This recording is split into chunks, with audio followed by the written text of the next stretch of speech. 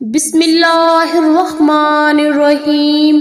شروع اللہ کے نام سے جو بڑا مہربان اور نہایت رحم کرنے والا ہے۔ فجر کی 2 سنتوں کے بعد قرآن پاک کی یہ سورت، جو شخص پڑھ کر اللہ سے جو دنیا کی قیمتی چیز مانگتا ہے، اللہ خوشی سے دیتا ہے۔ محترم ناظرین، قرآن پاک کی یہ سورت جو شخص فجر کی 2 سنتوں کے بعد پڑھتا ہے، فرشتے اسے گھیر لیتے ہیں۔ یہ قرآن پاک کی سب سے پرسکون اور آنکھیں روشن کرنے والی سورتوں میں سے ہے۔ یہ سورت آپ کو اللہ کے قریب کر دیتی ہے۔ یہ سورت غریبوں کو امیر، بیماروں کو صحت مند اور حاجت مندوں کی حاجت کو پورا کرتی ہے۔ یہ سورت پڑھنے والے سے اللہ خوش ہوتا ہے۔ اگر کوئی صبح پڑھے تو فرشتے دن بھر اس کی حفاظت کریں گے، اور اگر رات کو پڑھے تو فرشتے ساری رات اس کی حفاظت کریں گے۔ یہ سورت خاندان میں اتفاق کو برقرار رکھنے اور کسی بھی قسم کے تنازعات کو دور رکھنے میں بھی مدد دیتی ہے۔ یہ سورت مال اور ملازمت کے لیے قیمتی ہے۔ آج ہر کوئی اپنی زندگی میں کامیاب ہونا چاہتا ہے تو اس سورت کو روزانہ 1 مرتبہ صبح کی نماز کے بعد لازمی پڑھیں۔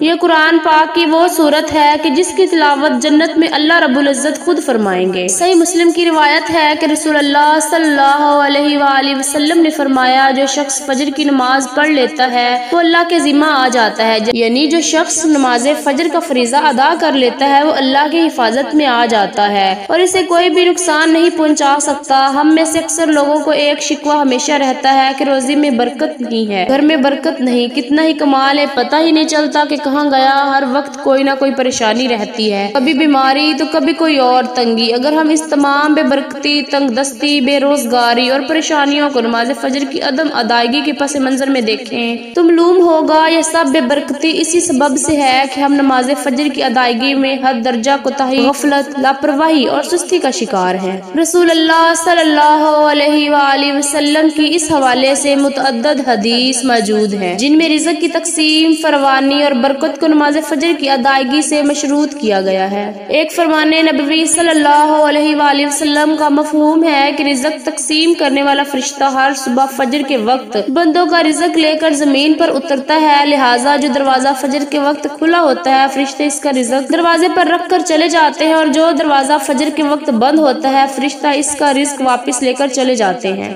رسول اللہ صلی اللہ علیہ وآلہ وسلم کے فرمان کے مطابق فجر و عشاء کی نمازیں خیر و برکات سے معمور ہیں۔ ان دونوں نمازوں کی ادائیگی بے شمار نیکیوں اور ثواب کے ذخائر اور رزق اور برکتوں کے خزانے جمع کرنے کا سبب ہے، جیسا کہ رسول اللہ صلی اللہ علیہ وآلہ وسلم نے ارشاد فرمایا، اگر لوگوں کو عشاء اور فجر کی نمازوں کا ثواب، اجر و خیر و برکات معلوم ہو جائیں تو وہ ان دونوں نمازوں میں ضرور آئیں گے، چاہے کوہلوں کے بل گھسیٹتے ہوئے کیوں نہ آنا پڑے۔ قرآن و حدیث سے بھی نماز فجر کی قرات، تلاوت قرآن مجید کی اہمیت اجاگر ہوتی ہے، جس سے فجر کے وقت اور نماز فجر کی اہمیت کا پتہ چلتا ہے۔ سورہ بنی اسرائیل میں فرمایا، بے شک فجر کی نماز میں پڑھا جانے والا قرآن محسوس مشہود ہو کر سامنے آ جاتا ہے، یعنی اگر فجر کی نماز میں پڑھا جانے والا قرآن اگر سمجھ کر بغور پڑھا یا سنا جائے تو وقت فجر کے تمام انوار و تجلیات اور قرآنی فیض و برکات متشکل ہو کر اللہ کے وجود اور اس کی وحدانیت کی گواہی دیتے ہوئے محسوس ہوتے ہیں۔ ایسے ہی نبی کریم صلی اللہ علیہ وآلہ وسلم سے بھی نماز کی اہمیت اور فضیلت و نورانیت کا پتہ چلتا ہے۔ نبی کریم صلی اللہ علیہ وآلہ وسلم نے فرمایا کہ فجر کی 2 سنتیں دنیا اور دنیا کی ہر چیز سے افضل ہیں۔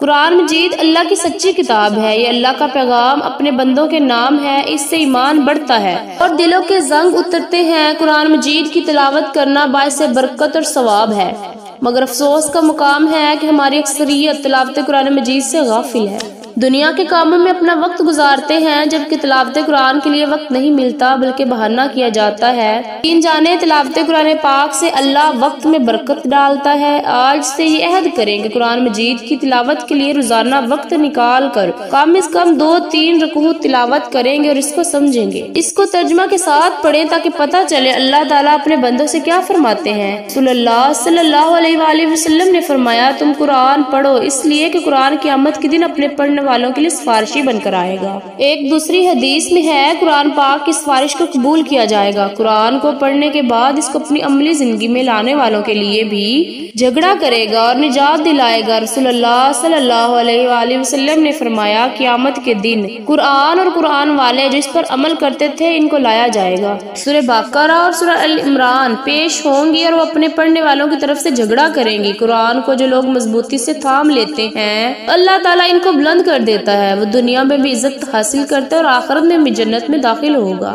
جو قرآن کی تلاوت تعلیمات سے دور ہوتے ہیں اور اپنی زندگی اپنی مرضی اور چاہت سے بسر کرتے ہیں پھر ایسوں کو اللہ ذلیل و خوار کر دیتے ہیں۔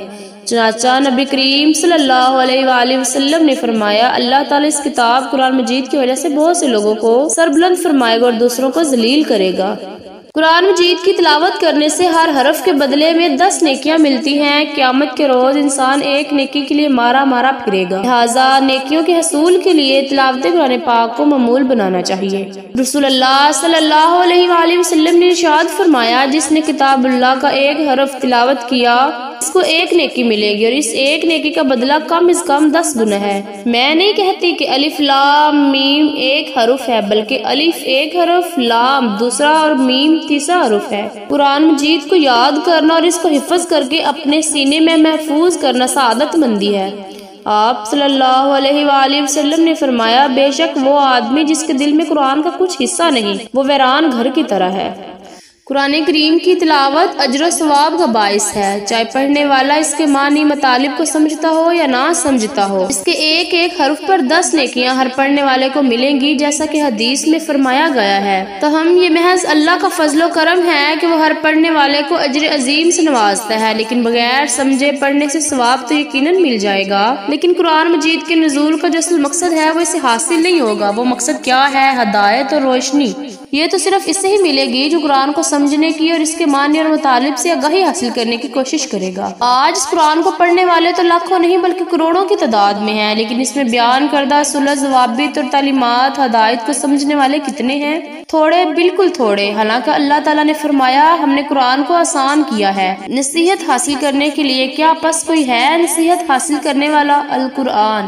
ارشاد گرامی ہے بے شک اللہ تعالیٰ اس قرآن کی وجہ سے کچھ لوگوں کو بلندی عطا کرے گا اور کچھ کو پستی۔ ناظرین، آج کے وظیفے میں جس سورت کا تلاوت کا ذکر کیا گیا ہے یہ سورۃ رحمان ہے، اور رحمان اللہ کے خوبصورت ناموں میں سے ہے جس کا مطلب ہے رحم کرنے والا۔ یہ سورت جو پڑھتا ہے اس پر رحم کیا جاتا ہے، جس مقصد کے لیے پڑھتا ہے وہ مقصد پورا کیا جاتا ہے، دنیا اور آخرت کے سختی سے اسے نجات ملتی ہے۔ سورۃ رحمان کا نام اللہ کے خوبصورت ترین ناموں میں سے ایک نام پر ہے۔ اس سورت میں خدا کے فضل کی مثالیں دی گئی ہیں اور اللہ کے مختلف تحائف کی اہمیت کو دہرایا گیا ہے۔ سورۃ رحمان ہمیں رحمت الہی کے تصور پر غور کرنے کی ترغیب دیتی ہے۔ اللہ نے ہمیں مختلف تحائف دی ہیں، یہ دنیا بھی ایک تحفہ ہے۔ درخت، کھانا پینا، ہمارے ارد گرد کا ماحول، ہوا، پانی، صحت مند جسم اور دماغ، خاندان، دوست، سب کچھ ایک تحفہ ہے۔ ہم سب اس کو قدر کی نگاہ سے نہیں دیکھتے، لیکن اس طرح کے ہر تحفے کی اہمیت ہوتی ہے۔ سورۃ رحمان ہمیں یاد رکھنے میں مدد کرتی ہے۔ اس طرح کے تمام خدائی احسانات ایسی چیز نہیں ہیں جن سے ہمیں غفلت برتنی چاہیے۔ یہ آیت دہرانے سے کیا یہ تمہارے رب کی نعمتیں ہیں جنہیں تم جھٹلاتے ہو؟ یہ صورت ہمیں بتاتی ہے کہ ہم اپنے رب کی کس نعمت کا انکار نہ کریں۔ اس وقت کے مطابق کافر مسلسل اور مکروہ طور پر حق کا انکار کر رہے تھے اور مسلمانوں پر کھلے عام تشدد کر رہے تھے۔ تم اپنے رب کی کون کون سی نعمتوں کو جھٹلاؤ گے؟ در حقیقت جھٹلانے والوں کے لیے ایک مستقل نصیحت تھی جو غرور نہ شکری میں اندھے تھے اور مسلمانوں پر بغیر کسی اشتعال کے حملہ کرتے اور قتل کر دیتے تھے۔ سورۃ رحمان اللہ کی رحمتوں کی لامحدود فرصت کو خوبصورتی سے پیش کرتی ہے، یہ دل کو چھو لیتی ہے اور سچے ایمان والوں کی آنکھوں میں آنسو لاتی ہے۔ انسانوں میں حق کو نظر انداز کرنے کی کمزوری ہے۔ ہم جانتے ہیں کہ وہ ہر چیز فانی ہے، اس کے باوجود ہم دنیا، دولت اور آسائشوں کے حصول میں دیوانہ ہیں۔ ہمیں اس بات کا علم ہونا چاہیے کہ اس زندگی میں ہمارے پاس جو کچھ ہے وہ مستقل نہیں ہے۔ ہمارے خاندان اور دوست ہمیں چھوڑ سکتے ہیں، اچھی صحت میں کمی آ سکتی ہے، ہماری دولت ختم ہو سکتی ہے، لیکن پھر بھی ہم مغرور اور متکبر رہتے ہیں۔ سورۃ الرحمن بار بار ہمیں اللہ کا شکر ادا کرنے کی یاد دلاتی ہے، کیونکہ ہمارے پاس جو کچھ بھی ہے وہ ہمارے لیے اللہ کا تحفہ ہے۔ ہمیں چاہیے کہ ہم دنیا کے لیے کام کریں اور نیک اعمال میں مشغول ہوں اور اللہ ہی کو راضی کرنے کی کوشش کریں۔ ہمیں معلوم ہونا چاہیے کہ مسلمان ہونے کی حیثیت سے سورۃ الرحمن کو دل سے سیکھنا امن و سکون کا باعث ثابت ہو سکتا ہے۔ اپنے آپ کو اللہ کے مختلف احسانات کی یاد دہانی کر کے ہم تناؤ اور ذہنی دباؤ کا مقابلہ کر سکتے ہیں اور اپنے ایمان کو بھی مضبوط کر سکتے ہیں۔